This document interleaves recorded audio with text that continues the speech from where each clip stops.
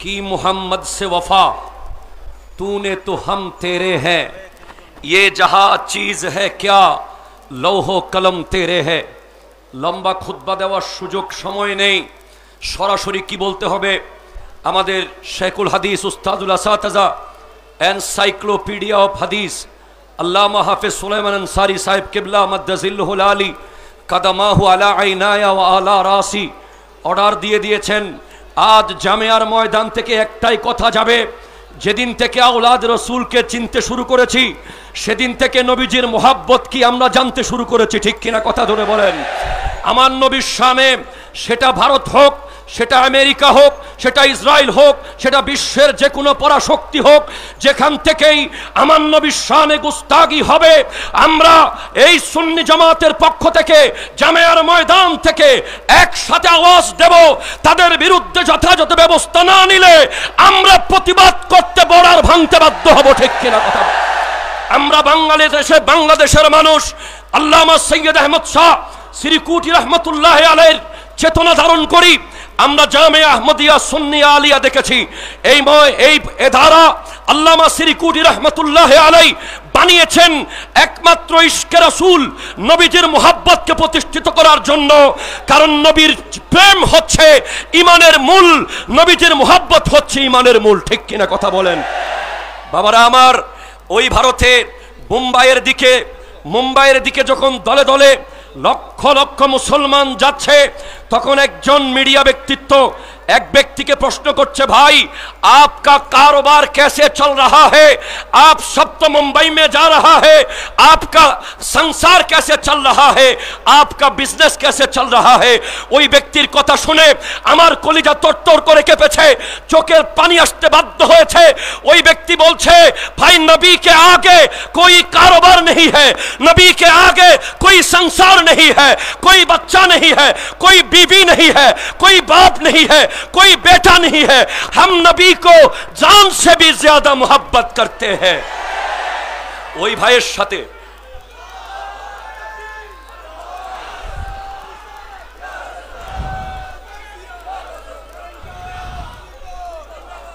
আমরা ওই ভাইয়ের কথার সাথে কোরআনুল কারীমের আয়াতের মিল পাই।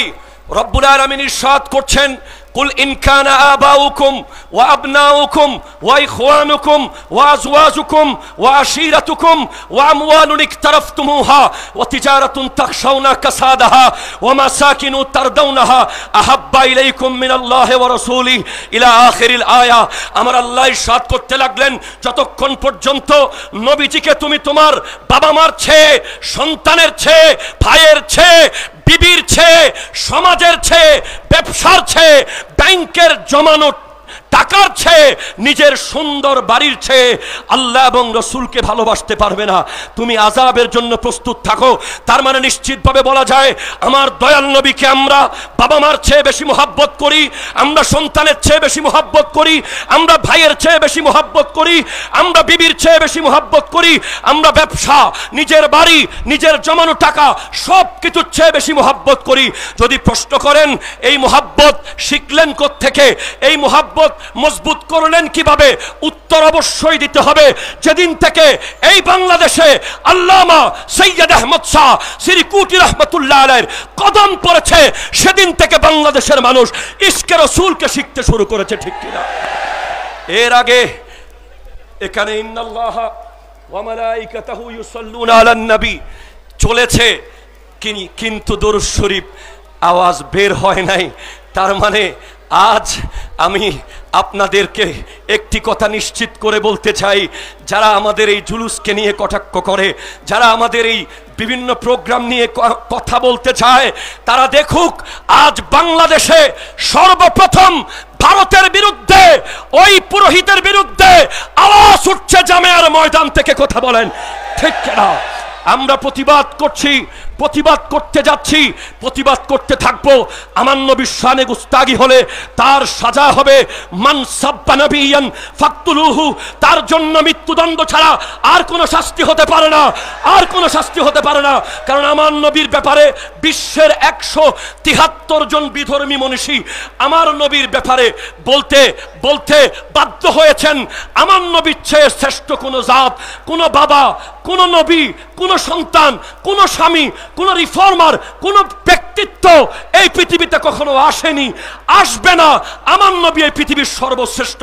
এবং সর্বশেষ কথা বলে যাই যে আমার নবীজিকে আল্লাহ শুধু রাসূলুল্লাহ বললে যথেষ্ট ছিল, রাহমাতাল্লিল আলামিন বলেছেন।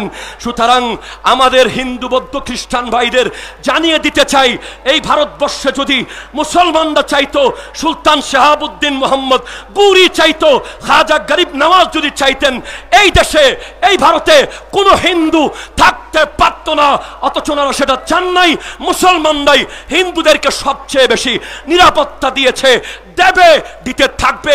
আর যেই ব্যক্তি আমার নবীর শানে গুস্তাগি করে, তার কোনো ধর্ম থাকতে পারে না, সে সন্ত্রাস, সে বাতিল, সে বেঈমান, সে মুনাফিক, সে কাফের। কথা বলেন। আল্লাহ পাক আমাদেরকে এগুলো বোঝার তৌফিক দান করুক।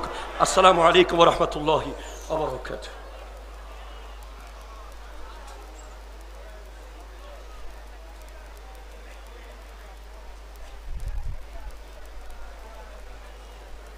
মারহাবা। অনেক সৌন্দর্য বক্তব্য এবং গুরুত্বপূর্ণ বক্তব্য রাখলেন মৌলানা মোহাম্মদ জয়নুল আবেদিন কাদেরী। এখন আপনাদের সামনে বক্তব্য নিয়ে আসছেন সুদূর নারায়ণগঞ্জ থেকে আগত মুজাহিদে মিল্লাত জনাব আলহাজ মৌলানা মোস্তফা রহিম আল আজহারি। মোস্তফা রহিম আল আজহারি এখন আপনাদের সামনে বক্তব্য নিয়ে আসছেন। আসসালামু আলাইকুম ওয়া রাহমাতুল্লাহি ওয়া বারাকাতুহু। ইন্নাল হামদুলিল্লাহ ওয়াস সালাতু ওয়াস সালামু আলা সাইয়্যিদিনা রাসূলিল্লাহ আম্মা বাদ। অধ্যকার পবিত্র জুমাতুল মুবারাকায় আওলাদ রাসূল পীর বাঙ্গাল হুজুর কিবলা আলম সাইয়্যিদি সানাদি আল্লামা সৈয়দ মুহাম্মদ সাবির শাহ মাদ্দাজিলুল আলীর পিছনে নামাজ আদায় করার জন্য দূর দূরান্ত থেকে আগত হযরতে মুসল্লিয়ান ইকরাম বিল খুসুস অত্র জামিয়া আহমদিয়া সুন্নিয়া আলিয়া শেখুল হাদিস উস্তাদ আল মুকাররম হুজুর আল্লামা সুলাইমান আনসারী সাহেব কিবলা মাদ্দাজিলুল আলী সহ হযরতে উলামা ইকরাম, আরাকিন আঞ্জুমান, আরাকিনে গৌসিয়া কমিটি এবং আমার পীর ভাইয়েরা, প্যারে হাজরিন, আপনারা ইতিমধ্যে শুনেছেন ভারতে আমার দয়াল নবী সাল্লাল্লাহু আলাইহি ওয়াসাল্লামকে নিয়ে যে গোস্তাখি করা হয়েছে, আমরা বিশ্বের 2.25 কোটি মুসলমান আমরা তাদেরকে জানিয়ে দিতে চাই, যারা আমাদেরকে নিধন করার জন্য আপনারা দেখেছেন ইসরায়েলিরা কত চেষ্টা তারা করেছে। ইসরায়েলের বোমা বিমান, ইসরায়েলের অ্যাটম বম, ইসরায়েলের এত কিছু দিয়ে আমাদের মুসলমানদেরকে দমন করার চেষ্টা করা হয়েছে।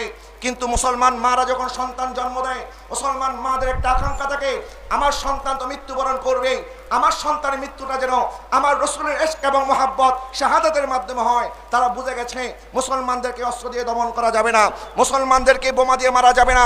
মুসলমানদেরকে যদি কষ্ট দিতে হয় তাহলে তাদের প্রাণের চাইতে প্রিয় নবী মুহাম্মদুর রাসূলুল্লাহ সাল্লাল্লাহু আলাইহি ওয়াসাল্লামের শান আকদাসের মধ্যে বেয়াদবি করতে হবে, তাহলে মুসলমানরা সবচেয়ে বেশি আঘাত পাবে।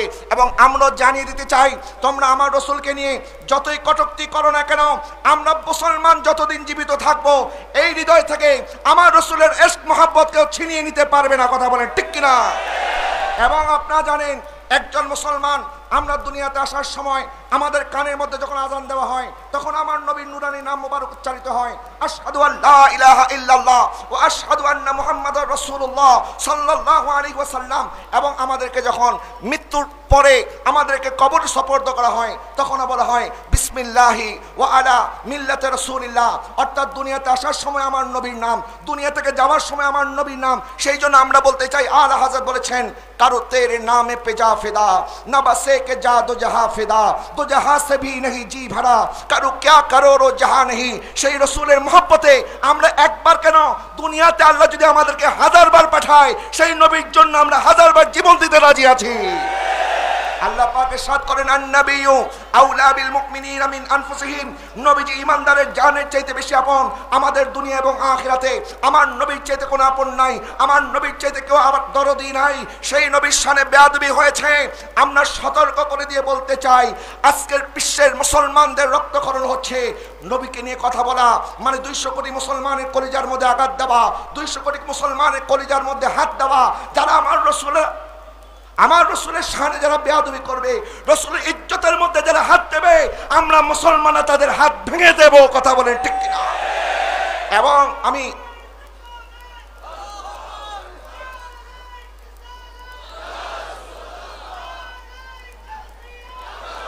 আমি বাংলাদেশ সরকারকে অনুরোধ করব, এই দেশের 16 কোটি মুসলমানের পক্ষ থেকে ভারত হাই কমিশনার প্রতি উনি যেন একটা নিন্দা প্রস্তাব জানায় এবং ভারত যেন সেই পুরোহিত এবং সেই বিদায়কে উপযুক্ত শাস্তির ব্যবস্থা করে।